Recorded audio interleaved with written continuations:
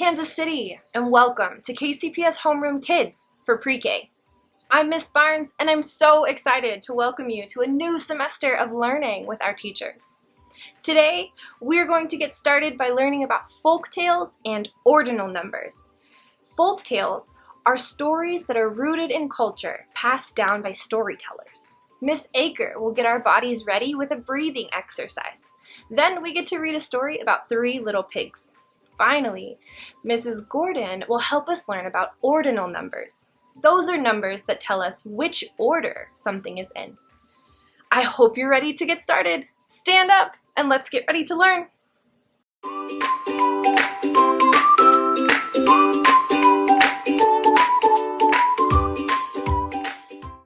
Hello and welcome. I'm Miss Aker and I'm so excited that you're with me today. We are learning all about folk tales this week, and the one we're going to be reading today is called The 3 Little Pigs. Thumbs up if you've heard that one before. Yeah, that's a pretty popular one. So for our Brain Smart Start today, let's do some breathing like the big bad wolf. Do you think you can do that? Do you think you can be fierce and strong and take a big breath and blow it out just like him? I know you can. So what I want you to do is just stand up and we're gonna take a big breath in, how he huffs and puffs. Ready? Huff and puff, and now blow it out. And he tries to blow the houses over, but we're just gonna breathe one more time and try to do that big huff and puff. Here we go, ready? Huff and puff and blow it out. Let's do it one more time, and this time we're gonna be really quiet so we can hear our breathing in and out. Ready, set, go. Blow it out. Great job. Let's get ready for reading circle.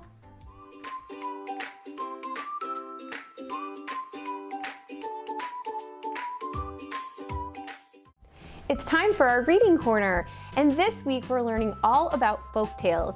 Did you know something about folk tales is that sometimes the number 3 appears? Just like in this book, The 3 Little Pigs.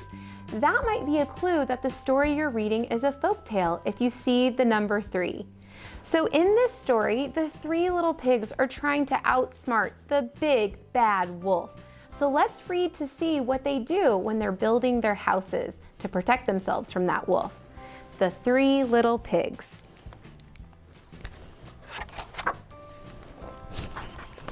Once upon a time, there were 3 little pigs, Pinky, Perky, and Percival, who lived by the edge of the forest. One day, they decided they were ready to go out into the world and build their own houses.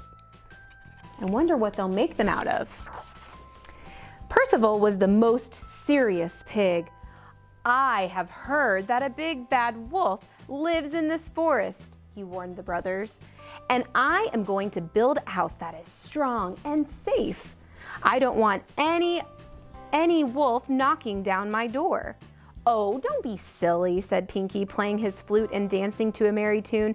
Who's afraid of the big bad wolf anyway, said Perky, playing along on his fiddle. Pinky and Perky just wouldn't listen to Percival's warning. Lazy and foolish, too, they built the easiest houses they could think of. Pinky built a house out of straw, and Perky made his of sticks, and they finished in no time at all. Well, what do you think? Pinky asked Perky. Looks good to me, he answered without a second thought. If we go back one page, you can see here's a house made of sticks, and here's one made of straw, which is kind of like hay. Then Pinky took his flute, and Perky grabbed his fiddle, and off they went to play in the forest. Percival is so silly, snickered Perky. He keeps telling us not to play in the forest. Watch out for the big bad wolf, he says, but I don't see any old wolf. Do you? But no sooner had he spoken when the bushes rustled, the leaves shook, and the wolf jumped out right before them. Oh no, what will they do? Pinky reached his house without a moment to spare. The wolf was right behind him.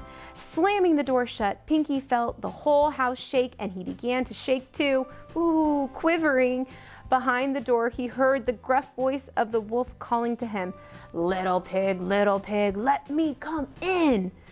"No," cried Pinky as firmly as he could, "not by the hair of my chinny chin chin." "Then I'll huff and I'll puff and I'll blow your house in," shouted the wolf. Pinky was too frightened to reply, but the wolf wasn't waiting for an answer. He took a deep breath. He huffed and he puffed and he blew the little straw house to pieces. 'Cause straw isn't very strong, is it? "It's the wolf," Pinky cried as he ran into Perky's house, slamming the door behind him. Little pig, let me come in," the wolf called impatiently. "Not by the hair of my chinny chin chin," the brothers shouted back together. "Then I'll huff and I'll puff and I'll blow your house in." What do you think is going to happen to the stick house? Oh no. Taking a deep breath, the wolf huffed and he puffed and he blew the little stick house to bits. Look at all those sticks go.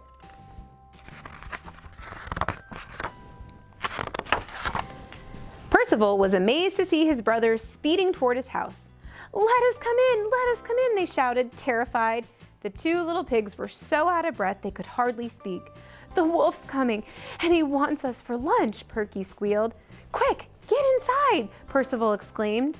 Pinky and Perky rushed into the house. Hiding under the bed, they peeked out only to see Percival calmly blocking the door with a big piece of wood. It seems like his hard work is paying off because he built a different kind of house. Let's see what happens. Little pig, let me come in," the wolf called. "Not by the hair of my chinny chin chin," Percival answered proudly. "Then I'll huff and I'll puff and I'll blow your house in," he growled. So he huffed and he puffed and he huffed and he puffed, but he could not blow that house in. However, the stubborn and angry wolf did not give up. He jumped onto the roof and began to climb down the chimney. That doesn't seem very smart, does it? "I'll have my dinner yet," he said to himself gleefully, but the wolf didn't know what Percival had done. The smart little pig had put a huge pot of water in the fireplace and then built a big fire. What do you think's gonna happen? Oh my goodness! Down the chimney the wolf slid right into the kettle of water just as it began to boil furiously. "Yee-ow!" he screamed when his tail hit the water. For a moment, the three little pigs didn't know whether to be frightened or glad. They had tricked the wolf and they were safe. Pinky and Perky were astonished, but Percival wasn't at all surprised. He knew he wasn't going to let that wolf get him ever. While the three happy pigs were celebrating their victory, the terrified wolf had sprung up the chimney, scrambled off the roof, and had run far, far into the woods, away from those three smart little pigs, or maybe really one smart pig. The wolf had certainly learned his lesson. With his tail on fire and his eyes tearing, he swore he would never chase after little pigs again, especially those living in brick houses. The end. And that's the thing about folk tales. Usually they have a happy ending. So if you get a little nervous when you're reading, don't worry. Most folk tales will have a nice ending where the characters don't get hurt. Today, I want to show you how you can retell the story of the three little pigs. I'm going to show you how you can build your own straw, stick, and brick house, and then pretend to act out the wolf huffing and puffing. Let me show you what to do. In order to retell the story, you're going to want to find some things around your house. Ask a grown-up to help you find maybe some popsicle sticks or toothpicks, some straws that you can cut up into smaller pieces, some paper, and then also you're going to need some red paper that you can cut into little rectangles for your bricks. To glue everything down, you want to make sure you have your glue or a glue stick. So I started by drawing a house, and it doesn't matter what size the house is. And I have one already here ready for some glue. So we're going to start with the straw house. So I'm going to glue these straws on. We know that this house wasn't the strongest house. And we know that the little pig in this house ran over to his brother's house, didn't he? Glue some like this.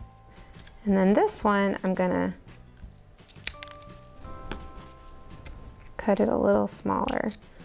Let's see, just like that. Okay, so I have my straw house all finished. Let's go on, let me show you how I draw the house. It's like a rectangle and a triangle. So here's the triangle and here's the rectangle. You can ask a grown-up to help you, or you can try to do that. So let's do the stick house next. So I'm gonna put some of my glue down here. Okay, and then you're just gonna take your toothpicks and you're gonna line them up. Now these toothpicks are wooden, like sticks would be wooden from a tree. Glue those on.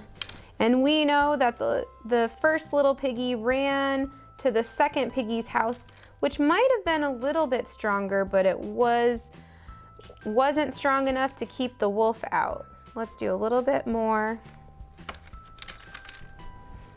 You can have fun designing your houses, even if the wolf is gonna blow them in. Okay, so I think that one's looking pretty good. I might put one here like that.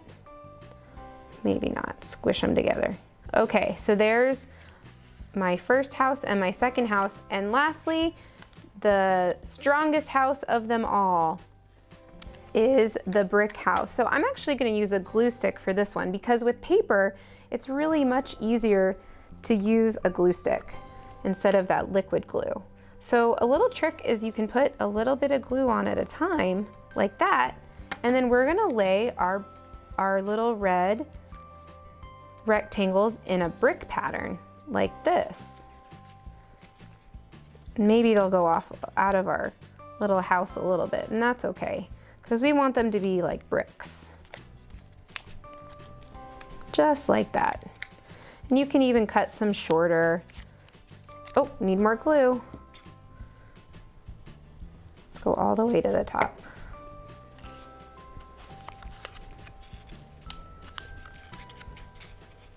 Oh, I'm gonna use a different one. There we go. This is gonna be a sturdy house.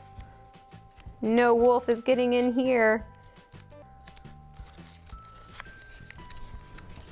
All right, now we have our 3 houses.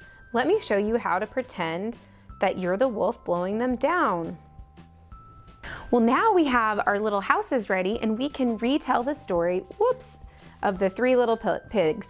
You might want to wait till they dry completely to start, but I'm going to show you. That's how weak the straws are. They just fall right off. So we can say, then the wolf huffed and puffed and blew the house in. Bye-bye, straw house. Let's do the next one. Are you ready to be the wolf with me? Let's huff and puff. Ready? The wolf huffed and puffed and blew the stick house in. Off it goes. Now here's our really, really strong and sturdy house, the brick house. It's not gonna go anywhere. It's really secure. Ready? The wolf huffed and puffed and blew the house in. Hey, what happened? Let's do it again. Huffed and puffed and blew the house in. That house is not going anywhere. Great job. You can have fun retelling that with your family or your friends too. I hope you liked learning about the folktale, The 3 Little Pigs, and that you learned that some folktales have the number 3 in them, and that most folktales will have a happy ending. Thanks for joining me today, and I'll see you next time.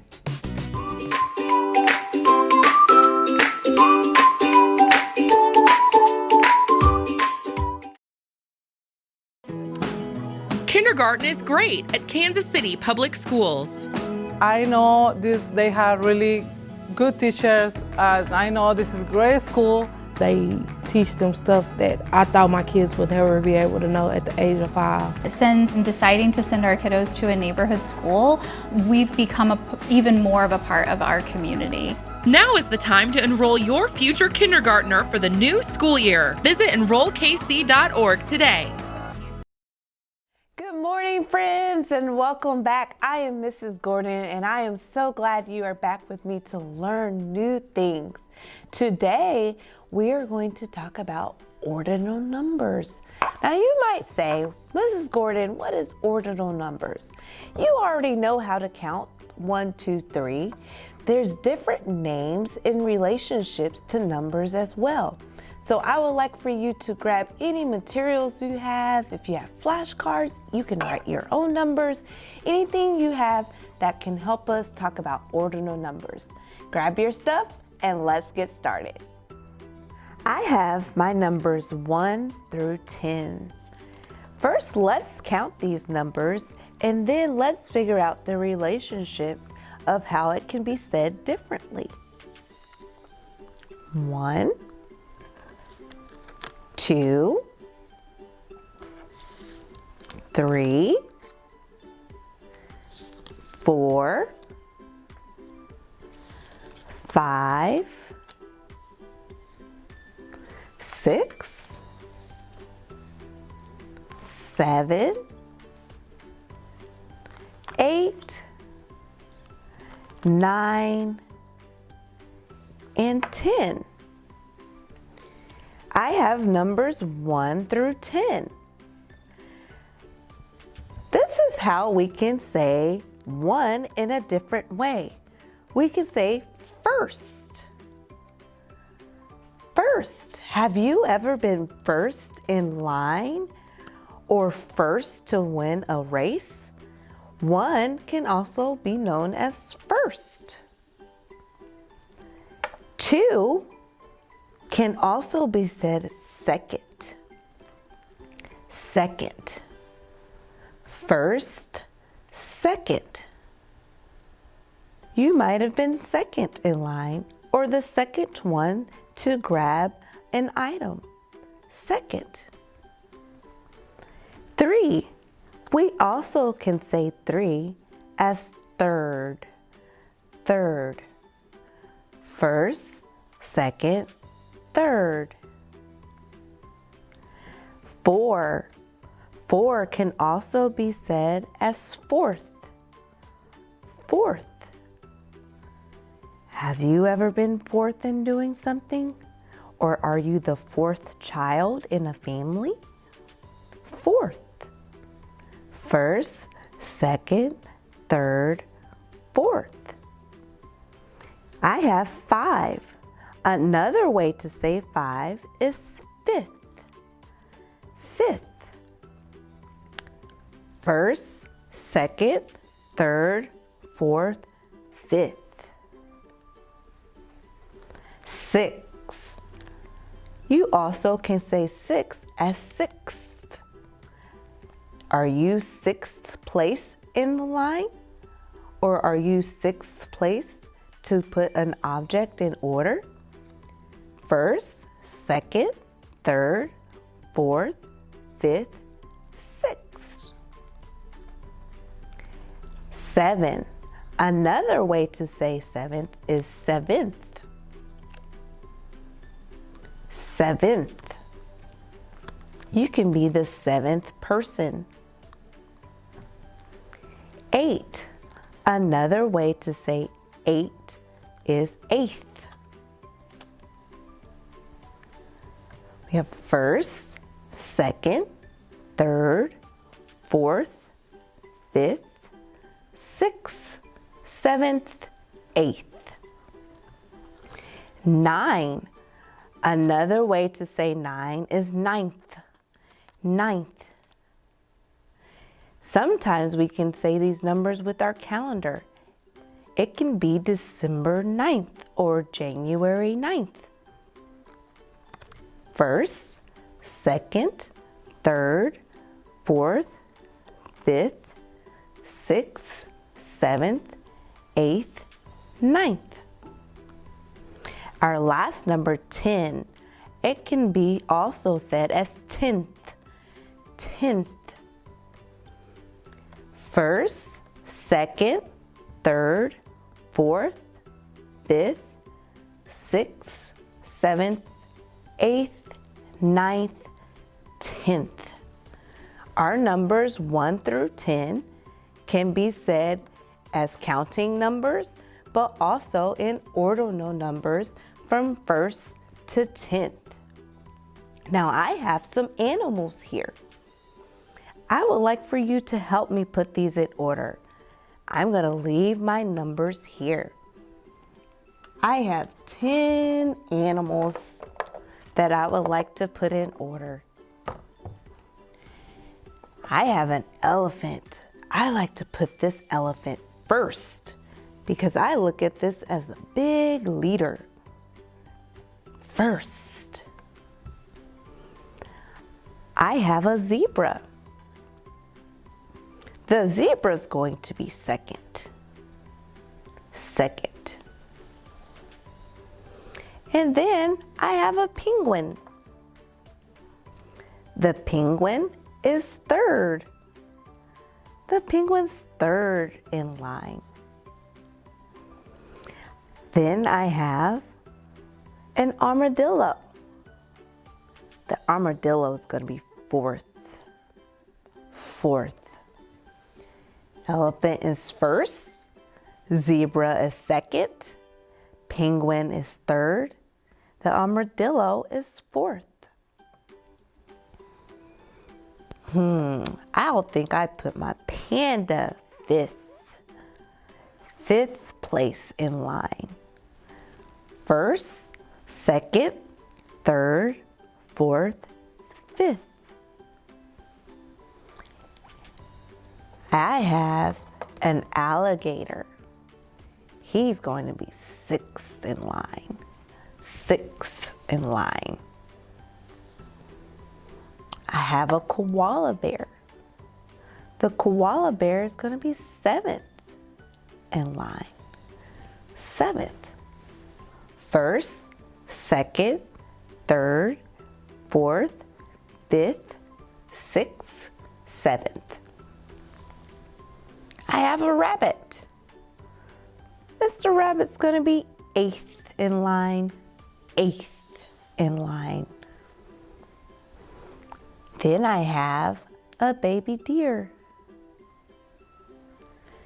This deer is ninth in line. Ninth. My last animal is a snake. He's the last one, 10th in line. 10th in line. I put all of my animals in order from 1st to 10th. First, second, third, fourth, fifth, sixth, seventh, eighth, ninth, 10th. Do you have any animals or Legos or blocks or beads or anything that you can put in order? Try to put them from 1st to 10th. You did such great work today. I hope you learned a lot about ordinal numbers. Grab your nearest adult and see if you can help them. They can help you write 1st, 2nd, or 3rd, 4th, or 5th.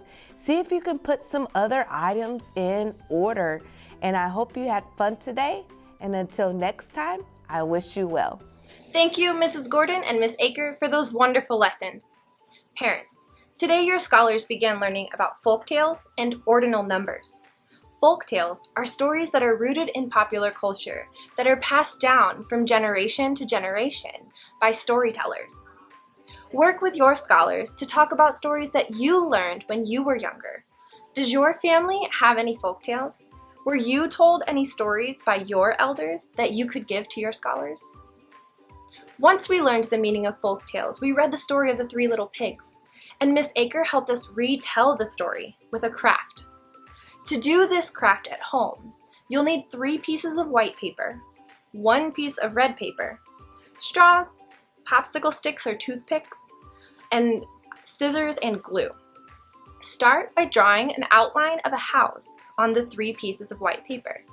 Then, helping your scholar along the way, make examples of the houses made of straw, wood, and brick.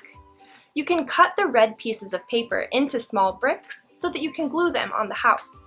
You could also draw the bricks onto the house. Today with Mrs. Gordon, we learned about numbers that tell us order. Those are called ordinal numbers. To practice this skill at home with your scholars, start by asking them the order in which things happened. First in the book, what did the pigs do? Second in the book, what happened? You can also practice this skill with objects, asking students to name the order in which they appear.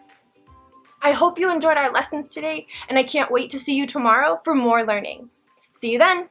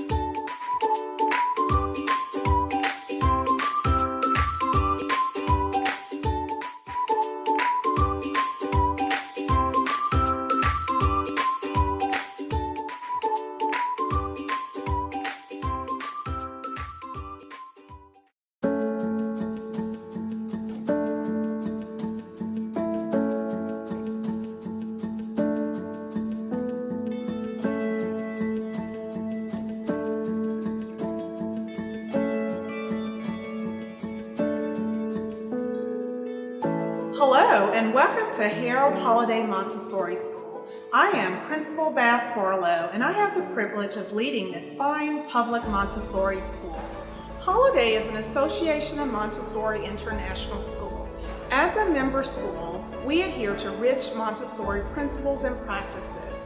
Our teachers are Montessori trained, our assistants have Montessori certifications, and our students have uninterrupted work cycles. In their prepared environments, children have a freedom of choice where they develop order, repetition, and concentration. Here at Holiday, we serve children ages 3 to 12 in grades pre-K through 6th grade.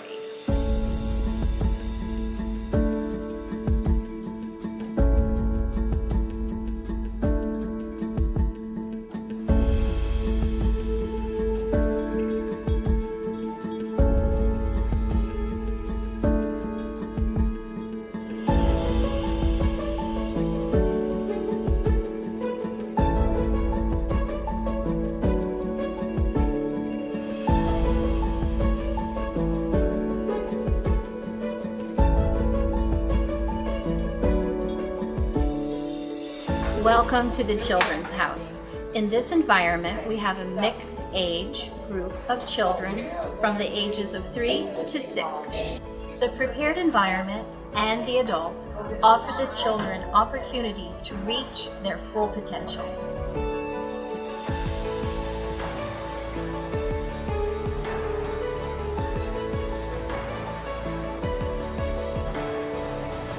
In the Children's House environment, we focus on practical life, sensorial, math, language, and cultural activities. These activities are all developmentally appropriate for our children.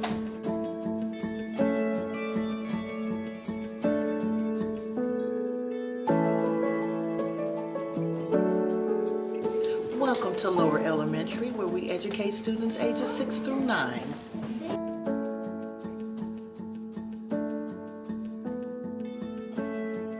Here, we foster personal responsibility, independence, collaboration, critical thinking, as well as problem solving.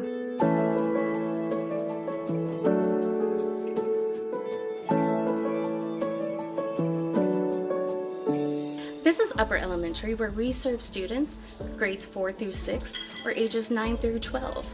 Students build on core values and lessons that they've learned previous years while becoming school leaders.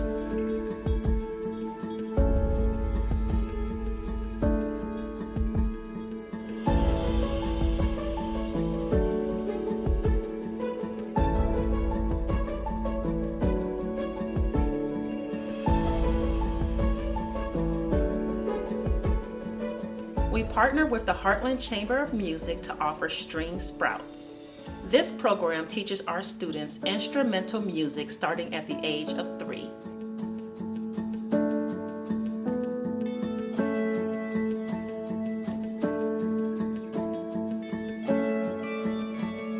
We work with our community partners to build leadership skills in real-world environments. One example of this is our composting initiative with KC Can Compost.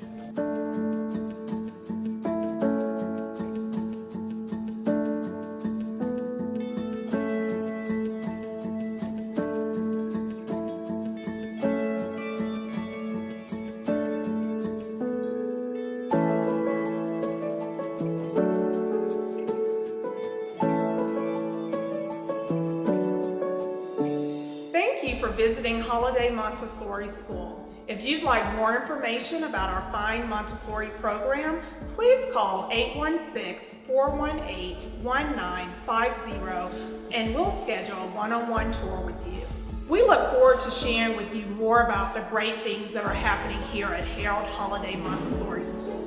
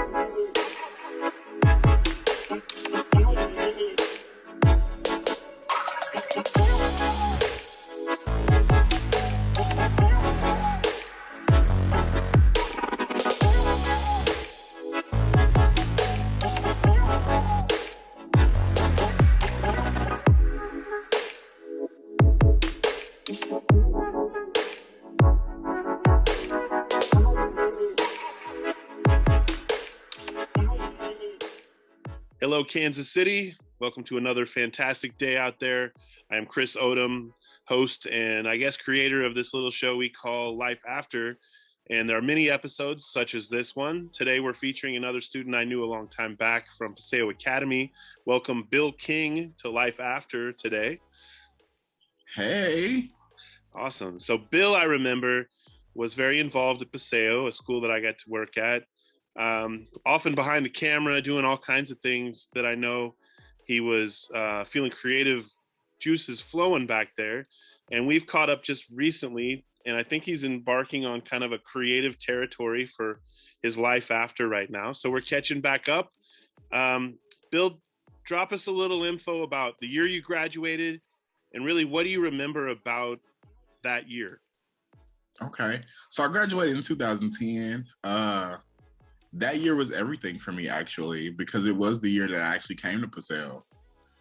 And what I remember about that year was essentially like coming in initially and just being overwhelmed with joy about like how being encrusted in the arts, however you want to kind of swing that. But like I was overwhelmed. Like I was looking at the dance studio, I was looking at the theaters, I was looking at the video editing labs and the media rooms, and I was heavily involved in the creative writing and poetry, and I was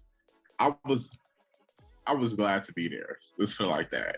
Yeah, I would say I remember it that way too. So that's neat that so do you, and that, yeah. So and if you're listening, all that stuff still exists at that fantastic school, and a reason that students get to explore all those things. So you didn't just explore, you got involved. What were some of the things you remember like being most involved in that year? So arguably the most involved I was in creative writing, and I was involved in the video projects that we were doing at Paseo, and everything else was just kind of a touch and feel kind of filler for me. But yeah, those two were supporting classes, just that you're gonna have to do, and then all right. But the arts was really pulling you, and I remember from creative writing quite a bit myself. I was probably involved in that also as the teacher, right? Right. Yeah, it was awesome. So I don't know that I remember it that way, but you really just experienced Paseo that one year, and you hit it really hard, right? Yeah. Right. Okay. Yeah, cool. It got to the point where like the arts called me so strongly that like, you know, like they typically wants to like skip gym class. I mean, like they want to go to gym class and skip like all the other courses. Like I wanted to skip gym class, and go like hang out in the media room. Yeah. You know, like gym was, I didn't want gym. Like, you can have gym. Yeah. Give me a camera, you know, give me a pencil. Let's talk poetry. Let's talk art. Like, that was me. Very cool. Very cool. Okay, so we're fully immersed in your experience there that year. The neat part about this show, it's called Life After. So now I want you to focus on the moments after you're done with that experience. Do you remember that moment, and do you remember what you decided to do? I had no idea. I left Paseo and I had no idea. I know that college was the path I was going, but I essentially didn't know how I was going to get there, didn't know if I was going to get there. But my grandfather, he was pushing me. He was like, look, this is what I need you to have. This is what I require of you, you know? So I started out at Penn Valley Community College. And I got through Penn Valley and I got there and I realized, like, okay, look, college is something I can do. I just cannot do it here. Penn Valley just was not a place for me.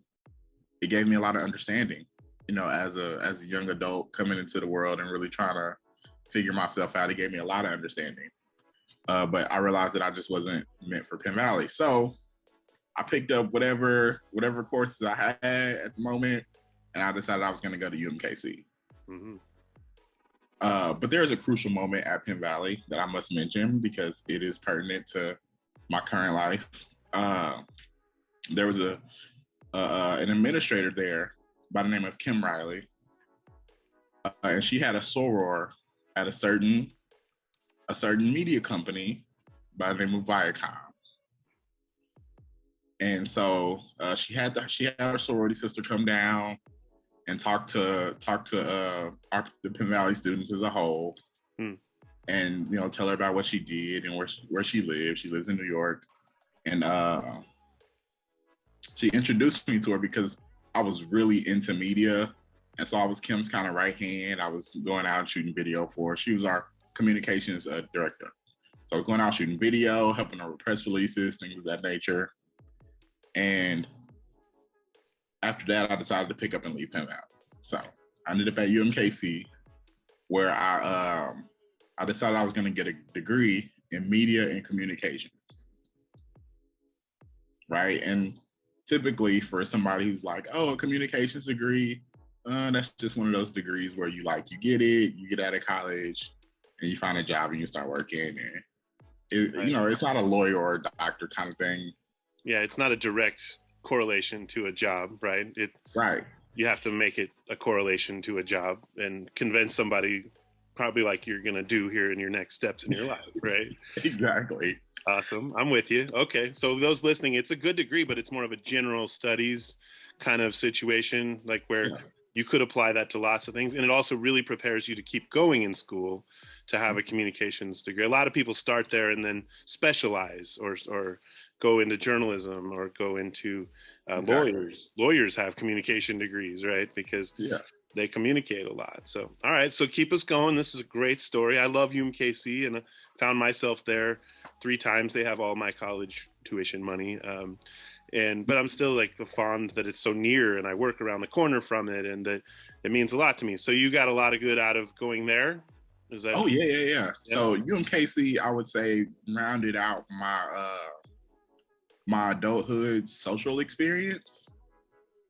Like, obviously, I got to be around people who were like-minded, who wanted to finish college, who wanted to utilize their degrees to improve their lifestyle, and then, you know, just wanted to have general fun. And like, I really got most of my interactions from UMKC. Gotcha.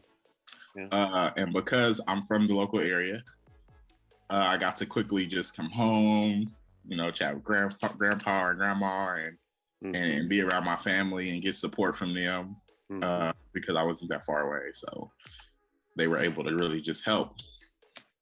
So I get my degree from UMKC. In communications. Yeah, congratulations. But in the meantime, in between time, I was becoming heavily involved in fashion. So fashion kind of tipped my hat for about 4 or 5 years. I started my own clothing line. It was called Art Deco Clothing. Did not know that. Yeah. I didn't know that. That's really fun. So while like operating that clothing line, I decided, hey, Bill, like you have a clothing line, you need to put on a fashion show. Like you really want to get the people's eyes and ears, right? And so while putting on that fashion show for my clothing line and bringing in other designers to be a part of this show, I became more enthralled in the event side of the fashion show than I did my own clothing line. Nice, yeah. So my clothing line was still operating, but it was getting, I guess, the basics of my attention, the minimal of my attention. And I became more involved in the fashion show itself, the events, the production, right? Which is one of the few small quirks that I picked up from UMKC as far as doing backstage production and things like that, helping out with the theater. Wow. And even further back to maybe some of those stages you walked around on at Paseo. Yeah, definitely. Yeah. I just felt more comfortable every year I came back out on that same stage, or that remember even that territory and the familiarity of all those parts and pieces. So that's really cool. So bring us up to kind of where you are now. These interviews can be for a long period, or we have to kind of push through some of the things. So I want to have time to get to this part really. And what was kind of, your next move and how it led to where you are? Because I know where you are now, there's 3 letters that we don't hear in modern media as much. So I'm so curious about is MTV, right? You said you're involved with them, and I'm not sure how, and I'm so curious about that because I do remember when they were more part of the mainstream culture, and I'm so curious how that must affect like the new mission of what MTV does, or even a new marketing or strategy. So bring us up to that part. Like I'm fascinated, man. How did that come about? Was it part of this Viacom partnership in the early days? Yeah. So essentially, right before I finished my degree at UMKC, I took a flight to New York because I just wanted to explore, right? And while I was there, I talked myself into an interview at Viacom. Wow. And so I remembered the soror that our administrative Kim Riley had introduced me to. I remembered her, and so I hit her up. I said, "Hey, I'm here for a week. I would love to just come up and talk to you." Wow. Right? And she was like, "Yeah, of course. No problem." So I got up there. I talked to her in typical New York fashion, like she was flying around the office. New York's kind of quick. Yeah, it's got a new tempo that we don't know about around here. Yeah. It's a whole different level. So I probably got 10 words in with her face to face. And she was like, "Hey Bill, have you met one of my colleagues?" Right. And essentially that colleague was hiring for an assistant position. Now I didn't get that assistant position. I came back to KC. But she always kept me in mind. Oh, wow, cool. So about 5 months ago, she was just like, "Hey, Bill, look, I always wanted to get you up here. I always wanted to get you on, but the coronavirus is active and it's heavy." And she said, "This is the perfect opportunity." And in my mind, I was kind of confused at first. I'm like, "Well, you just mentioned that how heavy the coronavirus was. Why is this the perfect time?" And she said, "It's the perfect time because I can get you on to work from home as an assistant." Wow. Right? Yeah. And so I was like, "Oh, I guess this is a great time." And so assuming that I would be doing like regular assistant stuff, scheduling meetings, picking up coffee, but not picking up coffee. Virtually, somehow there's just coffee, Yeah, I just magically make coffee appear. I don't know if it's like a Starbucks order or what, right. But I make coffee appear at her home. Yeah. And I got in and I get to looking around and I'm looking through like the back end of like Viacom CBS websites, and like I have Viacom email, and it's a whole thing now. And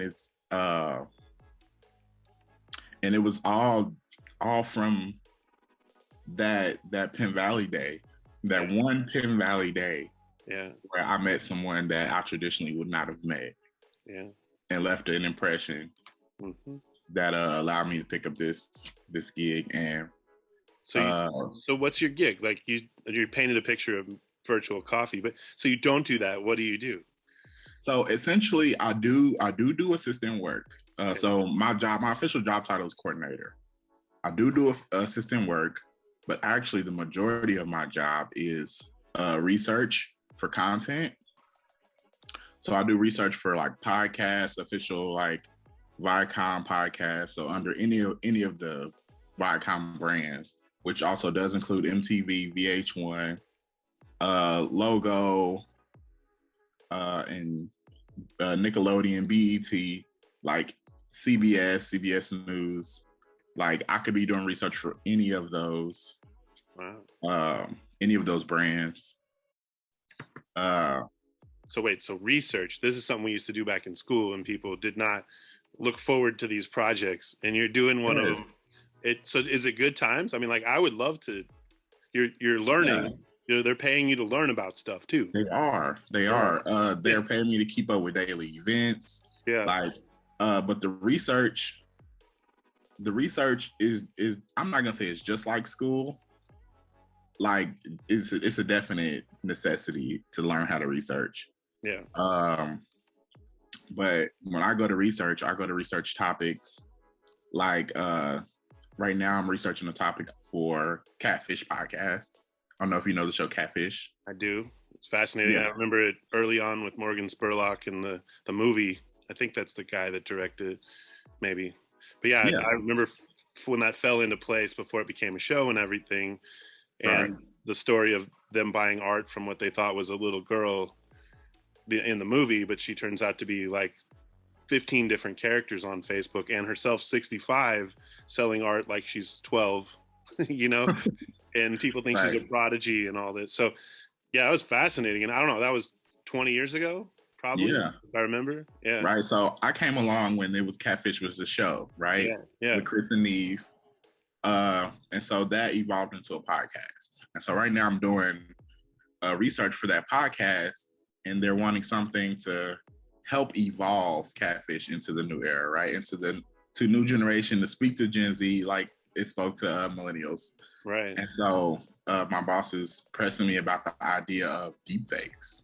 And how deepfakes essentially are becoming like the new Catfish. So I'm doing research on topics like that, and really trying to help bring and usher in a new era for shows and podcasts and things like that. That's awesome. So that's a large chunk of my job. That's really cool. So it sounds like you're getting a chance to be more creative than you thought at this early point. Is there more opportunity to grow there, or is that, I would imagine, part of your goal? Yeah. It's not only part of my goal, but it was part of my boss's goal. She's like, Bill, I've been here for 20 years, right? Like, she's like, I've seen a bunch of people come and go. She said, I really want you to come in, and I want you to like share with us a lot of these like big bright ideas that you have. Wow. But also she's looking to add culture and diversity. I see. All right. Right. And her number one thing that she says to me is that, like, Bill, you're from the Midwest, right? That's what we want. We don't need new New Yorkers. We don't need new Californians. Like, we have a bunch of those. Wow. Right? We want your unique identity as far as being who you are and where you're from. Wow. Right? That all sounds so fantastic. And so I would imagine you're feeling good about that. Like, I see a smile, I see a little glow going on while you're telling this story. All right. So if you're listening, man, it doesn't just happen, but I think I'm hearing Bill's advice. The last question is before he even tells us this, probably going to be about something about never knowing what opportunities in the past might lead to your future. Am I right? That like, yes, 100%. And I would add to that, you never know the people you meet, who they are, what they run, what connections they may even be able to open or close. So, you know, you've always been an awesome person to everyone. I think have always said that. And I remember you that way, having people meet you the first time. And, you know, you just really present as a welcoming soul, I suppose. And so that's really neat to see someone gravitated to that and then knew. Like I love hearing about how you're supposed to represent Midwest. You know, like it's about time people realize Midwest is kind of cool. So this is definitely cool. Drop this final thing on us. What advice do you think you would give to young people or not so young people that you think you heard or that you have kind of experienced enough to tell people? And, you know, no major pressure, because I think your narrative has really already served in that route. But just to kind of put a final bookend on it, what would you say to a young person these days? If I had to say, I wouldn't say one. I would say at least two things, right? Fair enough. We can do two things. Right. So the first one I would say is that if you want to be in art, if you want to be in a creative endeavor or a creative job, always be prepared to open your own doors, right? You know, there are large companies out there that would love to have your ideas. They would love to have you as a person, and that's always a great thing. But always be prepared to open your own doors so that you might not have to depend on them. So all of that time I spent from Penn Valley to here in the last 6 months was me opening my own doors. I put on my own fashion shows. I created my own line. I do my own photography. I always had to artistically open my own doors, right? And then this job from way back came, and it presented a door that I didn't have to open myself. But all the time I spent in between, I was opening my own doors. So if you want to be in the artistic endeavors, always be prepared to open your own doors. All right. Number one, that's a great one. Yeah. That's number one. All right. Number two, always be prepared to walk through a door that you didn't create.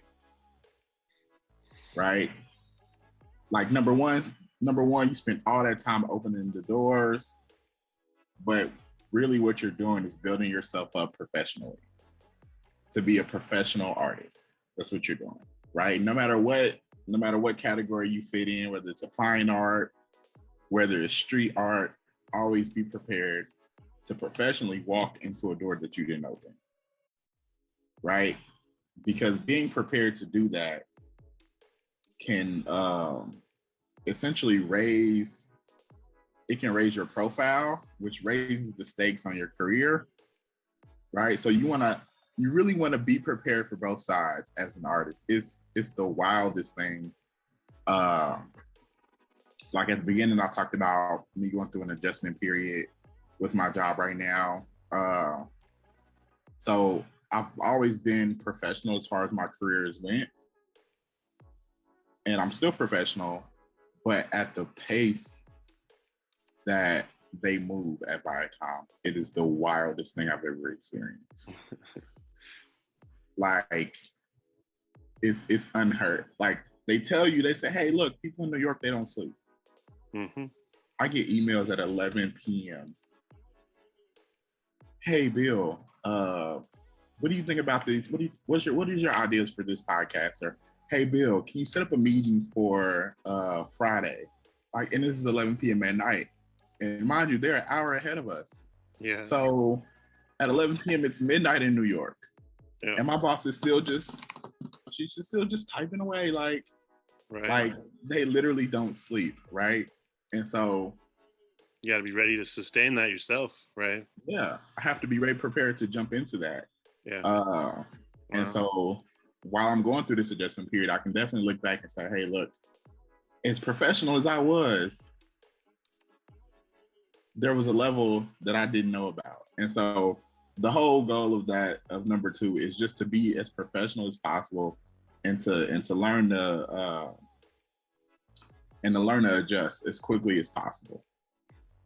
Like there are no stones in art, right? We want to say, everything is set in stone. No, there are no stones in art. You have to be ready to adjust and move on the fly. Fantastic. All right. Well, Kansas City, you have heard quite a narrative, quite an exciting story, and a fulfilling journey from what I gather. And I'm excited to hear, where you're going to go with this and see the influence you're going to have there as you're the Midwest representative of this, big group. So how fantastic and how especially rewarding that must be. Thank you for being here, Bill King, and thank you, listeners. This has been Life After on the KCPS Homeroom. My name is Chris Odom. If you like these kind of shows and these interviews, there are a number of them available. You can search both on YouTube and Facebook and find a pretty strong playlist of maybe almost 60 of these episodes that we started since kind of the beginning when we went into the pandemic. So please do reach out if you'd like to be involved and help others see this message and circulate around Bill so we can have him serve as the powerful example he truly is. Thank you for being here again, Bill King. Shout out to Kansas City. Love y'all.